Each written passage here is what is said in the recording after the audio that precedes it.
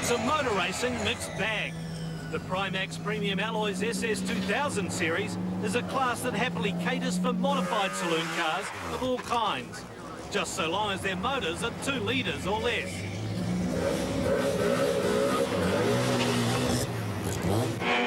They range all the way back to a 59 Mini and take in 60s and 70s Escorts and Datsuns and a late model Honda Integra. You're even allowed to mix and match, like Ian McEwen's Nissan 1300 powered Hillman Imp. And rotaries are welcome as well. To equalise the performance of such a diverse bunch, ss2000 uses a weight to cc's formula. The Primax back class was formed 8 years ago. Basically, after Shell Sport died, there wasn't many places for club level competitors as a relatively easy step into national motorsport. It's probably the only class in New Zealand now where you can use a little bit of the old Kiwi ingenuity, the sort of a run what you brung type situation. A lot of the cars are older cars, and that probably keeps the price down for competitors, and they can take a car that hasn't probably been on the track for a couple of years, take it home, titivate it to their hearts and budgets limit, and come out and race and be competitive. The budget bit can range from 10 or 12,000 to much more, as Rob Mitchell reveals in a tot-up on what he's spent on his 200 horsepower Escort. 30, 40 grand. Yeah, money is spent on it. Development work, making it go faster. Every nut and bolt counts. Make that how much Rob and Mrs. Mitchell have spent on the car. My wife owns the motor.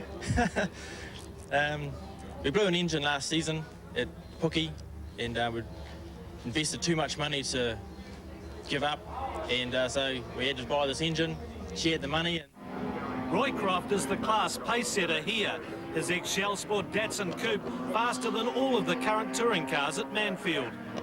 It's a little 1570 pushrod Datsun, Tony Marsh Motorsport built, fairly trick, Cosworth parts inside, roller rockers, about 180 horse, not bad out of 1500. Good suspension package, aerodynamic package, good package all round. He wins the first Manfield race ahead of Greg Kilworth, Gavin Stewart's potent Mazda RX-2, Mitchell, and former Trans Am Lights frontrunner John McIntyre, driving his dad's old Escort. Kilworth sums up what it takes to be up there. When it comes to motorsport, nothing's really cheap. I suppose what you put in, you get out.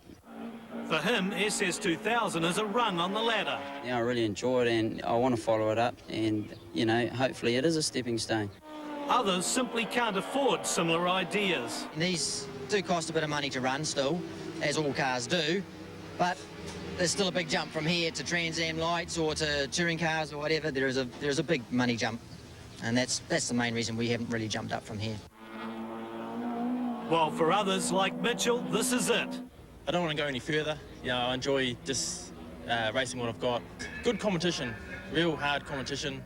Guys are good, friendly, helpful. And just a good bunch of guys, It's really competitive.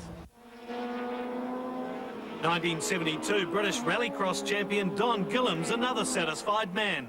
So I'm the old man of the ss2000, yes, and I'm proud of it. It's a beautiful class, it really is. I enjoy racing with the fellas, but, they're really helpful on the track there. They see me, the old boy, and of course they just move out of the way and let me go through. It's quite easy, actually. To prove it, he wins one of the Primax Series handicap races at Manfield. In true ss2000 mixed bag style, Gillard's 120 wires second, McEwen's Imp third, early leader Cameron Jones' RX-2 next, then Wayne Johnson and the ex-New Zealand touring car Integra. Variety rules okay in the other handicap race too. Pole sitter Alvin Watson winning from Brian Gray's RX-7 and Gillard.